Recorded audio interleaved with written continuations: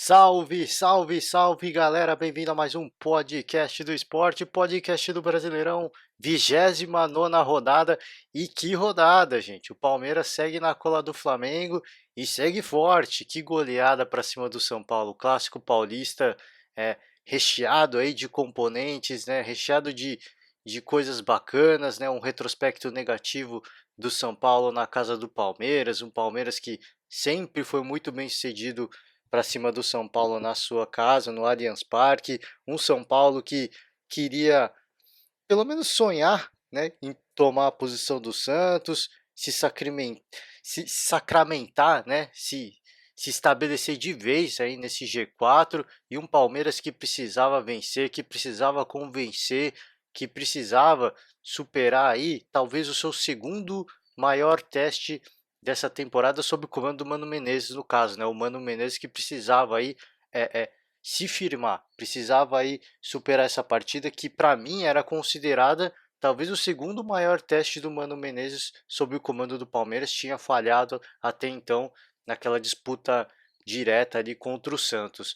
O fato é que o Palmeiras mais uma vez fez valer o seu mando de casa, fez valer aí esse tabu, né? O São Paulo é impressionante, o São Paulo não consegue render jogando na casa do Palmeiras, né? Tirando talvez o Campeonato Paulista, onde o São Paulo conseguiu o empate, eliminou o Palmeiras nos pênaltis, mas fora isso, cara, nada mais, né? Parece que aquela foi o único grande lapso aí do São Paulo à frente do Palmeiras no Allianz Parque. O Palmeiras foi superior, tá? Soube aproveitar muito bem as suas oportunidades e os 3-0. Eu peço desculpas ao torcedor são paulino, tá? Mas o 3-0 ficou muito barato, mas ficou barato demais. Se essa partida tivesse terminado 5-0 até 6-0, não seria nenhum absurdo, porque as oportunidades que teve o Palmeiras, o São Paulo simplesmente cedeu. O São Paulo simplesmente esqueceu que tinha que defender, e foi estranho, porque essa é a melhor defesa do Campeonato Brasileiro. Até antes da partida, considerada a melhor defesa do Campeonato Brasileiro, por muita gente. Ah, o goleiro tá Thiago Volpe em boa fase, a defesa também, o time muito sólido. Fato é que foi um time extremamente apático, mas extremamente mesmo. Ah, ainda segue sendo a melhor defesa do campeonato. Segue sendo, mas tomar 3-0 de um dos seus maiores rivais é muito complicado, né? Mostra que esse São Paulo ainda tem muito a melhorar e mostrou aquela face feia do Fernando Diniz, né? Infelizmente, a gente voltou a ver aquela faceta ruim do futebol do Fernando Diniz, um futebol de posse de bola, é verdade, o São Paulo teve mais posse de bola que o Palmeiras, mas deixa muito espaço na retaguarda e o Palmeiras puniu e foi muito eficiente nisso, tá? O primeiro gol não demorou muito a sair, tá? Saiu no comecinho do jogo, um lance ali pela direita, se não me engano, do Davidson, o Thiago Volpe espalma para o meio da área e o Bruno Henrique chega muito rápido, cabeceando de primeira, faz o primeiro gol, abre o placar. O Palmeiras teve outras chances, tá? O Zé Rafael perdeu uma grande oportunidade e o Palmeiras conseguiu empatar não,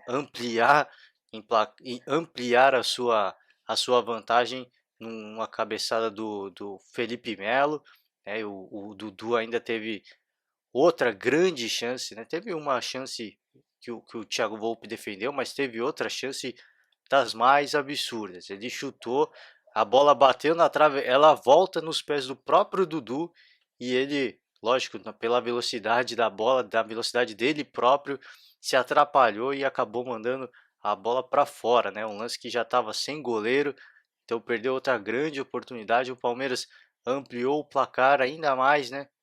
Ampliou aí essa decepção, aumentou a angústia do São Paulo com o Gustavo Scarpa, ainda lá 11 minutos do segundo tempo, belíssimo gol do Gustavo Scarpa, diga-se de passagem. Teve outras oportunidades, a grande chance do São Paulo, na minha opinião, teve uma outra chance, mas a grande chance mesmo do São Paulo foi uma cabeçada do Raniel no final do jogo, já lá para os 44. Foi, na minha opinião, a melhor chance do São Paulo. Fora isso, nada mais. Um São Paulo que inexistiu, não teve qualquer tipo não esboçou qualquer tipo de reação para cima do Palmeiras. E o Palmeiras ainda teve uma outra grande chance com o William, que chutou cruzado, a bola saiu no capricho, né? Passou rente à trave. Cara, falei aqui e repito, os 3-0 ficou muito barato, tá? O São Paulo tem que sair de campo dando graças a Deus que não tomou uma goleada aí, porque simplesmente não dificultou em absolutamente nada a vida do Palmeiras, tá? Não digo que se complica na tabela o São Paulo, porque o São Paulo, cara, é um time que vence duas, uma ou duas, perde outra. O São Paulo está naquela oscilação natural. Mas o que chama atenção e que talvez seja preocupante para o torcedor são paulino, claro que tem aquela coisa, clássico é clássico em São Paulo, os clássicos têm torcida única, por isso que às vezes essa apatia do time visitante normalmente é justificável, tá? A gente viu isso com o Palmeiras jogando contra o Santos na Vila Belmiro, agora o São Paulo vem jogar contra o Palmeiras aí, também uma certa apatia, porque normalmente é natural, né? Você joga todo mundo contra, é natural que bate aquele desânimo, mas foi um São Paulo muito apático, mas muito abaixo mesmo, perdido em campo. Eu acho que já passou da hora do São Paulo tentar estabelecer uma posição para o Daniel Alves. O Daniel Alves chegou no São Paulo para ser uma referência. Ele chegou para ser aí um lateral direito ou um meio-campista. E fica nessa novela. E infelizmente, enquanto não houver uma definição, a gente vai ver o São Paulo perdido em campo, porque você, pode ser treinado, beleza. Acho que algumas coisas são treinadas, mas o que se viu nessa partida ficou claro que é um time totalmente desorganizado e sem, cara, e o Daniel Alves sem um papel definido, sem assumir o protagonismo que, que, que ele consegue assumir, porque é um cara de muita personalidade, de muita experiência, mas ele mesmo não está se encontrando. Ele mesmo não sabe onde ele tem que jogar. Então é complicado, precisa definir logo. Ele deu uma entrevista uma vez falando que pode ajudar mais o time jogando no meio-campo. Então joga no meio-campo, cara. Não fica oscilando entre a lateral. Ah, mas porque eu acho que você vai render mais na lateral. Ah, nessa partida eu acho que eu vou render mais na lateral, então eu vou jogar na lateral. Aí, não sei, de repente rola uma conversa com o Fernando Diniz. Pô, Daniel, acho que essa partida aqui é aquela partida para você jogar na lateral. Cara, não adianta ficar nessa novela de uma partida eu jogo na lateral, outra partida eu jogo no meio campo. Tem que definir. Enquanto ele não tiver um papel definido, o São Paulo vai se perder em campo. E não adianta ficar trocando posição quando o jogo estiver andando, quando o jogo estiver em andamento. Não adianta. O São Paulo é, é, mais uma vez eu repito, isso é treinado? Lógico que é treinado. Mas muitos times, quando isso acontece, de ficar jogando, trocando é, é, jogador de posição, mudar esquema tático com a bola rolando, isso é difícil de dar certo. É muito difícil, é preciso um comprometimento muito grande, né, dos jogadores taticamente. Os jogadores entram com a cabeça pensando no esquema tático. E ao longo da partida eles têm que mudar esse pensamento e mudar o esquema tático. Aí, cara, é preciso muita cabeça, é preciso muito treino. E com bola rolando, é muito mais complicado, porque assim, você tá com a cabeça naquilo que você entrou para fazer. Agora tem que mudar, putz, aí você muda e aí o time fica apático, né? O time demora a engrenar, e nesse caso o São Paulo nem engrenou, né? Em alguns times que fazem isso, muda o esquema tático, os caras demoram a entrar naquele. Quando entra, beleza, mas demora, leva um tempo, e nesse tempo, o adversário, se souber aproveitar, pune. E o Palmeiras puniu. O São Paulo perdido o jogo inteiro. Tem que destacar, obviamente, a gente tem que destacar a atuação desse time do Palmeiras. Tenho dado muitas críticas a esse time do Palmeiras em relação ao rendimento. E nessa partida, uma grande partida, né? Uma grande atuação do time como um todo. Eu acho que fica aí o destaque positivo, o destaque de que a expectativa e a esperança de que o Palmeiras pode sim brigar com o Flamengo, por que não? Né? Um time que Flamengo que está jogando o fino da bola, um futebol absurdo, uma sequência fantástica.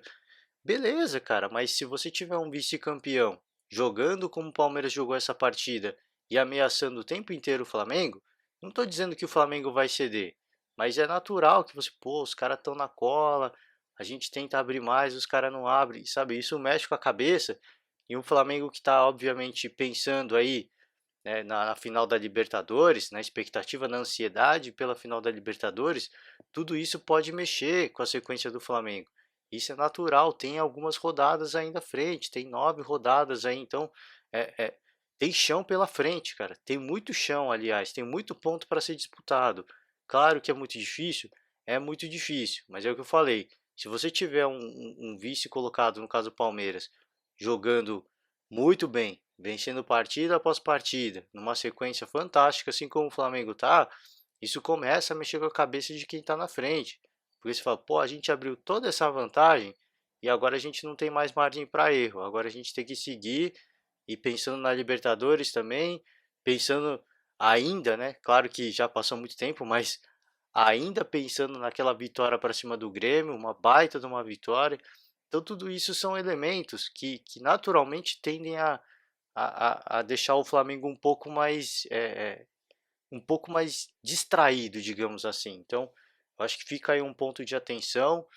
Espero que o Palmeiras consiga manter essa sequência, essa pegada, esse esquema de jogo aí, porque precisa, cara. Esse time precisa se manter assim. O Mano falou, cara, a gente precisa vencer e vencer e vencer. Essa pressão ela existe e a gente tem que saber lidar com isso. E precisa mesmo, cara. Se quiser sonhar com o título, sonha com o título, né? Tá distante, tá difícil, sonha. E eu já falei isso mais de uma vez. A consequência é o vice-campeonato e a classificação para a Libertadores. Então continua sonhando com o título, continua jogando. Ah, nossa, o Palmeiras goleador.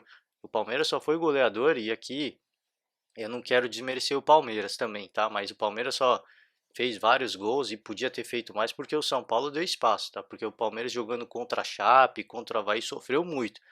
Então acho que ainda tem coisas a melhorar, claro. Uma grande atuação, a gente tem que destacar. O Palmeiras perdeu, por exemplo, contra a Chapecoense gols que não perdeu nessa partida, por exemplo, a cabeçada do Bruno Henrique. Né? Na partida contra a Chapecoense, se eu não me engano, o Bruno Henrique teve uma cabeçada embaixo da trave e ele conseguiu errar. Dessa vez ele cabeceou de muito longe e fez um belo gol. Você vê como que são as coisas, né? O momento, a pressão da partida. Então fica aí um ponto de destaque, obviamente na expectativa de que esse rendimento continue, mas sempre colocando o pé no chão. O Palmeiras só goleou o São Paulo porque o São Paulo deu espaço e não esboçou qualquer tipo de melhora, né? Principalmente defensiva para conter. Pô, já era, a partida já foi, vamos se defender para não tomar um vexame maior. Não, nem isso os caras fizeram, se deram o trabalho de fazer. Então fica aí um ponto de atenção pro Palmeiras, promissor, e um ponto de atenção pro São Paulo, porque foi uma partida muito negativa, uma partida catastrófica para o São Paulo, na minha opinião, e por que não, né? Para o torcedor palmeirense, por que não seguir sonhando? É o atual campeão brasileiro, um time que tem um elenco equiparável ao Flamengo, um time que, diferentemente do Flamengo, não tem outra competição a disputar. Então, por que não, com vários pontos ainda em disputa, por que não sonhar, né? Por que não sonhar? Eu acho que o time do Palmeiras e o torcedor palmeirense tem que sonhar sim, cara. Tem que sonhar, porque se eles não sonharem, quem vai sonhar por eles? Então sonha, cara. Ah, não veio, pô, que chato, vou protestar. Nada disso, cara. Sonha mesmo. Sonhar não é pecado. Sonha. Porque às vezes a coisa acontece, né? Por que não? Sonha. E se não der certo, beleza. O ano que vem a gente pensa, o ano que vem a gente protesta, mas para esse ano, eu acho que o Palmeiras até então, mesmo oscilando em momentos que não podia oscilar, vem cumprindo o seu papel e segue muito firme aí na cola do Flamengo. Tá de parabéns o Palmeiras por essa grande partida. Falar de Grêmio agora, porque o Grêmio surpreendeu o Vasco, né? O Vasco jogando ali em São Januário e o Grêmio assume com essa vitória a quinta colocação. Uma vitória importante do Grêmio porque foi uma vitória de virada. O Vasco abre o placar com o Guarim, uma cobrança de falta que o Paulo Vitor, vou ser bem sincero, não quero tirar o mérito do Guarim, mas o Paulo Vitor também cedeu, tá? Ele não estava muito longe da bola, pulou meio atrasado, cedeu o gol. Tá? O Vasco teve boas oportunidades também de ampliar o placar, não conseguiu. E aí eu acho que o grande destaque da partida, talvez, né? Então, não de grande destaque, mas talvez a grande mudança que o Renato Gaúcho fez na partida. Aos 30 minutos ele tira o Michel e coloca o PP, né? Porque um time meio apático, um time lento, um time que estava demorando para sair, né? Rendendo de forma muito apática, digamos assim. E o Renato Portaluppi faz essa mudança ousada, eu diria, e corajosa, tá? Porque você fazer uma mudança no primeiro tempo é muito raro a gente ver esse tipo de coisa no futebol brasileiro. É natural que os técnicos dêem um pouco mais de sequência, espere pelo menos um intervalo para fazer alguma coisa. O Renato não se acovardou. Ele viu que tinha alguma coisa faltando, ele entendeu que era o momento do PP, que ele poderia fazer a diferença e tá lá. Ele entra e faz o gol de empate do Grêmio, né? Que grande decisão do Renato Gaúcho, né? Às vezes a gente vê críticos aí, comentaristas criticando substituições, que treinador que troca 6 por meia dúzia, principalmente o Tite, né? Que troca um volante por outro volante, um atacante por outro atacante, e não faz mudanças ousadas. O Renato Portaluppi é esse cara, ele não faz, ele não troca 6 por meia dúzia. Ele vai lá, ele troca, ele mexe no esquema tático, e aquela crítica que eu falei do São Paulo, né, e de alguns times que tentam mudar o esquema de jogo com a partida rolando. Nesse caso do Grêmio deu muito certo. O Renato deixa o time mais ofensivo, o PP faz o gol de empate, dá aquele alívio pro Grêmio, que consegue ampliar ainda mais, né? Um lance do Everton Cebolinha. Cara, a defesa do Vasco simplesmente aceitou. O Everton foi para cima, com a bola no pé, tranquilo. Ninguém deu bote, ele chutou de muito longe e fez um belíssimo gol. O terceiro gol do Grêmio foi numa cobrança de falta, né? O Leandro Castan fez uma falta no Luciano e o próprio Luciano foi lá para a cobrança da penalidade e fez o terceiro gol do Grêmio, que conseguiu além de uma virada, de certa forma, uma goleada também para cima do Vasco, tá? Então fica aí um grande destaque, tá? O Vasco, não vou tirar os méritos, foi para cima, eu acho que foi valente, teve as suas oportunidades, mais uma vez tem que destacar aqui, teve as suas oportunidades, mas não foi tão eficiente quanto o Grêmio. O Grêmio foi cirúrgico, soube aproveitar soube aproveitar muito bem as oportunidades dadas pelo Vasco da Gama e aí puniu, né? Ainda mais contra um time, se jogando contra um time como é o Grêmio, você não pode dar muita chance, não pode dar muito espaço, e se as oportunidades aparecerem, você tem que aproveitar, porque é um time que é muito, cara, taticamente é muito aguerrido, é muito aplicado taticamente, sabe a hora de atacar, sabe a hora de se defender e faz e ataca e se defende, faz as duas coisas com muita qualidade, né? Sob o comando aí de um técnico mais longevo aí do futebol brasileiro no momento, o Renato Gaúcho. Então o Vasco não podia ter dado os vacilos que deu chance, deu espaço, o Grêmio aproveitou, vence mais uma e entra de vez aí na zona de classificação para a Libertadores, e o Renato vai cumprindo aquilo que ele falou. O Grêmio vai chegar, não sei se G6 ou G4, mas o Grêmio vai chegar e já chegou e pode sonhar sim com o G4, porque o momento do Grêmio é muito bom e está a 2 pontos de distância do São Paulo, que é o quarto colocado. Então, é, essa possibilidade de G4 ela é muito real e eu acho que o Grêmio vai chegar, tá? Porque o Grêmio, pensando agora só em Campeonato Brasileiro, é um time dos mais perigosos que a gente tem no campeonato hoje, e focado obviamente nessa classificação para a Libertadores, tem tudo aí para sonhar com o G4, se não sonhar até com G3, tá? Almejando aí até a posição do Santos, porque São Paulo e Santos são dois times que oscilam com uma certa regularidade e o Grêmio agora tem tudo para disparar. Então fica aí essa, esse ponto de atenção, principalmente para os clubes paulistas, né, que estão aí ocupando essas duas últimas posições do G4. Tá? Parabéns ao Grêmio pela grande atuação e ao Vasco, eu acho que melhorou muito sob o comando do Vanderlei Luxemburgo. Já se fala aí até numa renovação de contrato, não sei se vai rolar, espero que sim, porque o Vasco melhorou demais, tá? E eu acho que o Vasco hoje, né, nesse momento, já não corre riscos aí de fugir aí do Z4, né? Sonhava assim um pouco com até com uma o torcedor obviamente é muito passional, e o torcedor mais otimista obviamente sonhava assim com uma classificação para a Libertadores. Eu acho que a Libertadores está muito longe, tá? Classificação para a Sul-Americana eu acho que vai acontecer de uma forma mais natural, mas Libertadores está muito distante, tem muito time ali com uma sequência muito melhor que o Vasco brigando pela Libertadores. Eu não estou desmerecendo o Vasco, tá? O Vasco, quando chegou o Vanderlei Luxemburgo, melhorou muito. O problema é a campanha do Vasco antes do Vanderlei Luxemburgo. E aí todos aqueles pontos que deixou de marcar, de pontuar, estão pesando na conta do Vasco agora. Por isso que eu acho muito difícil sonhar com a Libertadores, tá? Acho muito distante e acho muito improvável. Mas é um time que está jogando bem, muito bem comandado, muito bem aplicado.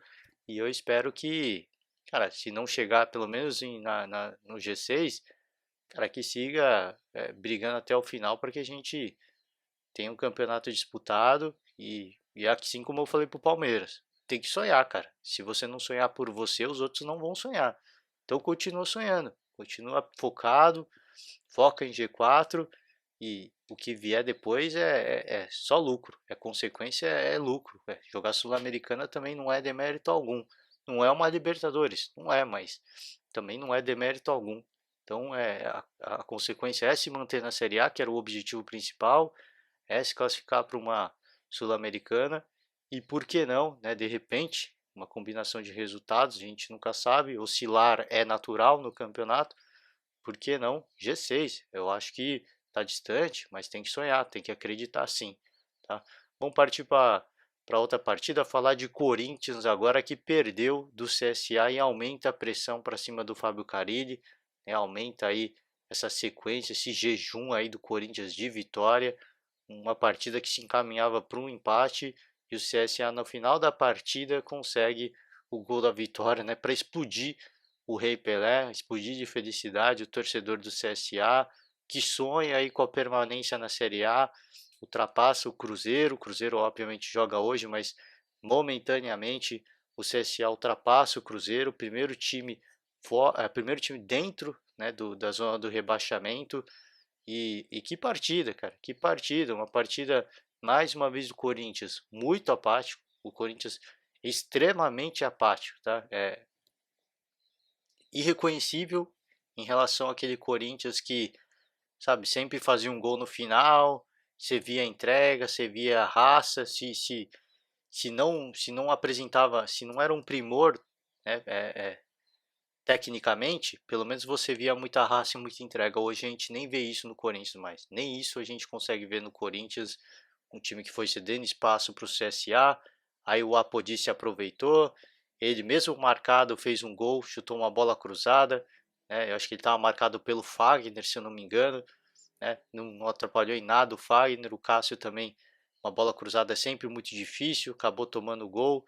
O Corinthians empata com um belíssimo gol do Pedrinho, e que golaço do Pedrinho, né? Mais de uma vez eu já falei aqui, o Pedrinho chutando de fora da área, ele é um cara de muita qualidade, ele chuta muito bem. E eu acho que talvez para o Corinthians, para esse restante da temporada, eu acho que o Corinthians talvez tenha que pensar em condições de deixar o Pedrinho numa boa posição de campo para chutar de fora da área e fazer o gol e tentar mudar essa maré de maus resultados, porque o Corinthians tem duas armas principais: a bola parada, cabeçada do Avelar, esse é um dos principais destaques. O Corinthians não tem criatividade, né? Tem jogadores de muita velocidade, Pedrinho, Matheus Vital, tem o Cleison, o Jadson não vive um bom momento criativamente, então o Corinthians não tem um setor de criação de qualidade, pode esquecer. Então fica apostando muito nessa bola parada, muitas vezes não dá resultado. Talvez com a bola, eu acho que o Corinthians tem que ter uma segunda opção, né? A bola parada, beleza, é uma opção, eu acho que é válida. O Corinthians chegou aí no G6, G4 jogando dessa forma, então eu acho que tem que manter essa proposta, mas tem que ter uma alternativa. Eu acho que a alternativa é com a bola rolando, seja o Pedrinho, um cara que muito técnico.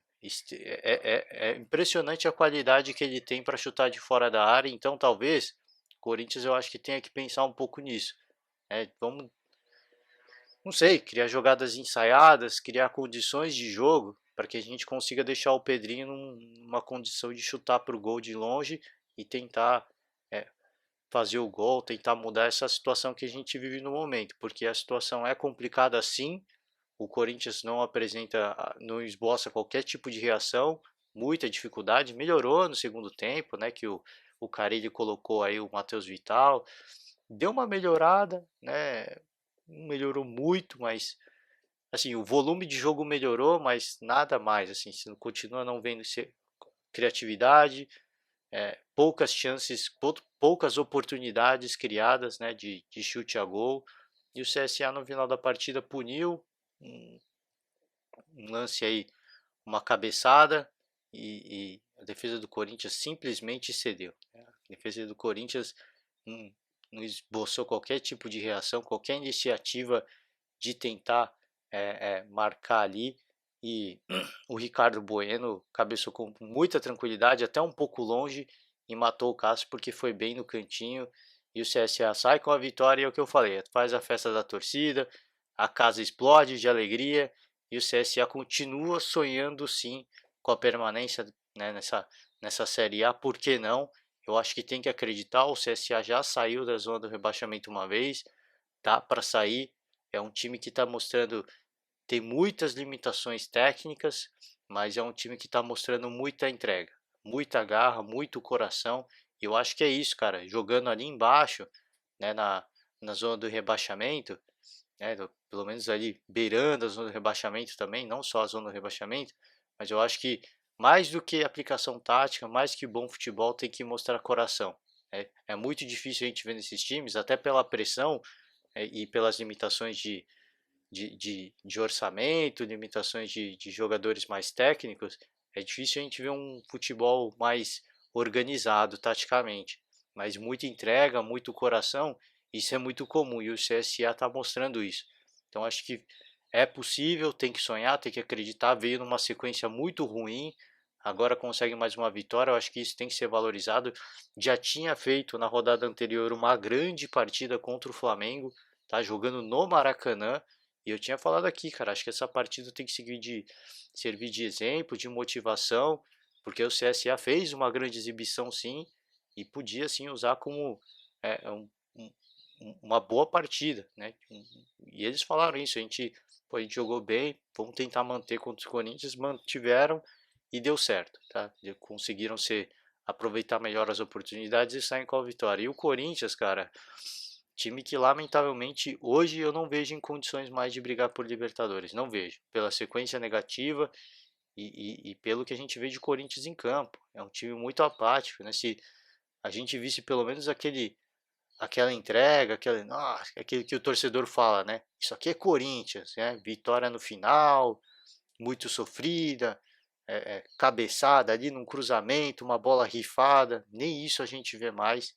Então é muito complicado a situação do Corinthians e muito complicado também a situação do Fábio Carille. Eu espero mais uma vez, já falei aqui, que ele continue no cargo. O Corinthians só tem a perder a demitir o Fábio Carille neste momento. Vamos ficar no aguardo. Espero que consigam encontrar um meio termo mais uma vez. Espero que consigam encontrar uma forma aí de manter o mínimo de rendimento para que Fábio Carille siga pelo menos até o final da temporada, tá? Vamos encerrar aqui falando de desculpa aí, deu um branco, galera. Falar de peço perdão, de verdade. Falar de Atlético Mineiro e Chapecoense, cara. Atlético Mineiro foi surpreendido pela Chape, né? Que partida da Chapecoense, 2-0. A Chape vice-lanterna, jogou como se estivesse em casa, né? O Verdão do Oeste foi guerreiro, foi para cima do Galo, não se intimidou. O Henrique Almeida balança a rede aí no começo da partida, tá? O Atlético até melhora, tenta esboçar uma reação, mas aí a Chape vai lá, joga um balde de água fria com o gol do Everaldo e fica por isso mesmo. A Chape vence por 2-0. O Atlético até chegou a fazer um gol que foi anulado, mas não deu, cara. Não deu. O Atlético que mais uma vez pecou, deixou passar uma grande oportunidade jogando no Horto, tá? Jogando no Independência, surpreendido pelo vice-lanterna, tá? Só isso já mostra o momento que vive o Atlético Mineiro, que está que tá aí perto de sair dessa zona de classificação para a Sul-Americana. E a Chapecoense com essa vitória sonha, cara. Eu acho que não custa sonhar, muito difícil, a distância em pontuação é muito grande, mas sonha aí com a permanência e não só sonha, como mostra isso em campo, tá? Pelos 2-0, placar de muitíssimo respeito, tá? Mostra aí que tá com vontade, tá querendo ficar na Série A, então tem que mostrar, tem que fazer isso mesmo. É, essa é aquela partida em que a Chapecoense tem que ir lá e tem que vencer. Eu elogiei o CSA, a vitória do CSA, mas se perdesse do Corinthians, não seria nada absurdo. O que o CSA, o que esses times que estão ali embaixo precisam fazer, eles têm que vencer os confrontos diretos. Tá? Não adianta ir lá, pegar por exemplo o Avaí, não adianta ir lá dificultar a vida do Palmeiras, né? Perder de 1-0, quase empatar, não adianta jogar contra o Flamengo e dificultar a vida do Flamengo também. Você tem que dificultar a vida de quem está disputando diretamente com você, cara. Não adianta você jogar contra os times do topo da tabela e querer vencer, e querer dificultar a vida. E aí, quando joga contra o time que está disputando diretamente pelo rebaixamento, você tomar 3 gols. Né? Aí não resolve a vida, entendeu? Esse que é o grande ponto. Os clubes eu acho que estão tão preocupados. Nós vamos jogar contra o líder, nós vamos jogar contra o vice-líder, vamos só se defender, vamos apostar num contra-ataque. Cara, você tem que pensar nisso quando você vai jogar contra o adversário direto, porque você não pode ceder pontos para os caras, né? Você vai lá, dificultei muito contra o Palmeiras, quase empatei com o Palmeiras, perdi só de 1-0. Aí vai lá jogar contra um Fortaleza, um adversário direto ali na parte de baixo da tabela e toma 3 gols. É isso que eu tô falando do Avaí, mas é, é, vou falar depois da partida do Avaí, tá? Mas esse é o ponto. Não adianta ficar querendo só se defender e tomar ponto jogar a partida da vida contra o Flamengo, contra o Palmeiras, contra o São Paulo, contra o Santos. Você tem que jogar a vida quando você vai jogar contra Chapecoense, Cruzeiro, CSA, Fluminense, Ceará. Aí sim você tem que dar a vida. Aí sim é aquela partida que você tem que ser muito conservador. Aí sim tem que ser aquela partida que vou só me defender e jogar no contra-ataque, porque o adversário é menos qualificado e a chance de conseguir fazer um gol de contra-ataque é muito maior. Aí não, cara, joga dessa forma quando vai jogar contra os líderes, que aí não resolve nada, porque jogar só no contra-ataque contra esses times de cima da tabela é muito difícil, porque os caras têm um time mais organizado, a recomposição é mais veloz, né? E você é um time que tá lá embaixo e tecnicamente é um pouco pior, então o contra-ataque pode dar errado. Tá? Então um ou dois passes errados e matar o contra-ataque. Então não adianta, essa é a crítica que eu faço. Não adianta você querer jogar a partida da sua vida contra o time que está em cima da tabela. No caso, eu dei muito destaque na partida do CSA contra o Flamengo. De repente, se empata com o Flamengo lá no Maracanã, pô, legal, empatou com o Flamengo. Aí perde, tudo bem. Aí fez com uma partida contra o Corinthians também, time que tá lá em cima, aí ganha do Corinthians, aí depois faz uma partida contra, sei lá, um Avaí, perde do Avaí. Pô, aí o que adiantou, o que você fez contra o Flamengo, contra o Corinthians? Não adiantou de nada, cara. Tudo bem, você pontuou, mas você acabou de dar ponto pro seu adversário direto. É isso que não pode acontecer. Tá? E a Chapecoense eu acho que fez o seu papel, e fica a crítica agora que eu pulo já, né, para a partida do, não só de Fortaleza, né, Avaí e Fortaleza, o jogo foi na ressacada, como também de Ceará e Fluminense. Tá? O Avaí perde de 3-0 do Fortaleza, jogando em casa. Tá? O Fortaleza faz um belíssimo gol com o Paulão, gol de bicicleta, destaque aí da rodada, né, um belíssimo gol mesmo. Amplia, o Avaí consegue empatar com o Vinícius Araújo. O Fortaleza, o Avaí acho que também teve mais um gol anulado, tá? O Fortaleza, o Avaí empata e faz o gol de empate no segundo tempo. Não deu nem tempo de comemorar, que 2 minutos depois o Romarinho faz o segundo gol. Vira, vira não, porque saiu na frente já, né? Aumenta aí, volta a tomar as rédeas da partida, e o Wellington Paulista faz o terceiro gol de pênalti, né? Que momento do Wellington Paulista, muito bem na temporada. É impressionante. Eu queria deixar o destaque aí do Rogério Ceni, Impressionante como ele consegue recuperar os centroavantes, né? No ano passado foi o Gustavo, esse ano o Wellington Paulista.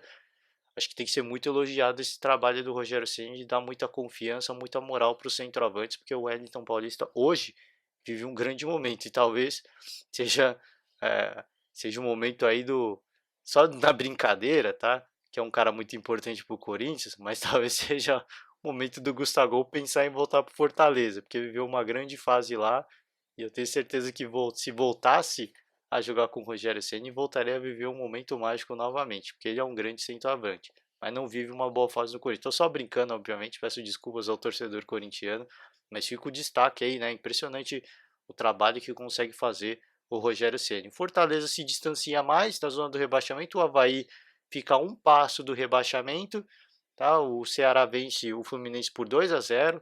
O jogo foi no Castelão. Faz o primeiro gol aí com o Bergson, o Matheus Gonçalves, o Fluminense cresceu na partida, mas o Matheus Gonçalves mata o jogo no final, né, no final do jogo faz mais um, mata a partida. O Fluminense que no segundo tempo cresceu muito de produção, mas não aproveitou as oportunidades que teve e foi punido com mais uma derrota aí, né? Teve um início de trabalho muito promissor. O Marcão teve um início de trabalho muito promissor quando começou e agora começa a amargar aí uns maus resultados. E é aquilo que eu falei, fica a minha crítica, né? Mais uma vez, porque esses times que estão lá embaixo parece que só se motivam quando jogam com os times de cima. E isso está errado, tá? Essa é uma ideia errada de jogo. Você tem que dificultar, você tem que se defender, você tem que dar a vida, jogar de repente no contra-ataque quando você vai jogar contra um adversário direto, contra um concorrente direto ali na parte de baixo da tabela. E o Fluminense pecou, cara. Deu espaço, o Ceará aproveitou, puniu e continua sonhando firme e forte aí com a Série A. O Ceará e o Fluminense fica muito perto da zona do rebaixamento. Se o Cruzeiro vencer hoje, o Fluminense volta para o Z4. E aí é que eu falo mais uma vez. Eu espero que esses times que estão embaixo tenham um pouquinho mais de cabeça. Porque, lógico, é difícil, o componente mental é muito pesado, você vive uma pressão todos os dias, mas você tem que ser consciente daquilo que você tem que fazer. Não adianta ir lá, vou jogar contra o líder, o vice-líder, o cara que está no G4. Aí não adianta, cara. Não adianta você vencer a partida. Eu dou destaque também para o Cruzeiro, aí, por exemplo. O Cruzeiro foi na Arena Corinthians e ganhou de 2-1. Legal, muito show, parece que vai melhorar. Aí depois na sequência faz uma partida contra o Fortaleza no Mineirão e empata. Então é isso que eu tô falando. Não adianta você ir lá na casa do adversário, no time que tá lá no G6 e vencer. Nossa, que show. Aí você joga contra o adversário direto, perde ou empata. Aí não resolve a sua vida, porque você está dando ponto para um cara que também está disputando para não cair. Então fica aí esse ponto de atenção. Tem todo o componente mental, beleza, tem tudo isso em jogo. Tá? Não estou criticando isso. É muito difícil lidar com isso mentalmente. Mas se você consegue encontrar motivação para jogar de igual para igual ou dificultar muito a vida de um time que está lá em cima, por que você não faz isso contra o time que está lá embaixo? É isso que não dá para entender. Mas enfim, fica aí a crítica. Espero que reencontrem o Avaí, uma situação das mais lamentáveis, muito complicada. Se eu não me engano, acho que precisa vencer todos os jogos agora, a partir de agora, se quiser sonhar em permanecer na Série A. Então, já é virtualmente um dos rebaixados, né? Um time que chegou a sair da lanterna, deu um gás, deu uma motivação e agora, infelizmente, eu acho que não vai dar para ir mais. É muito complicado, precisa fazer uma campanha de nível campeão brasileiro para sair dessa situação das mais complicadas. Tá? E para o resto, Chapecoense eu acho que está um pouco difícil, mas para todo mundo acima da Chape está muito em aberto. Aí fica aquela mais uma vez essa crítica. O importante é você vencer uma partida contra alguém que está embaixo. Você vai jogar contra os líderes, vai para cima, joga com o time solto mesmo, porque se tomar uma goleada, se perder, pouco importa. Essa é a partida, não adianta você dar a vida nessa partida.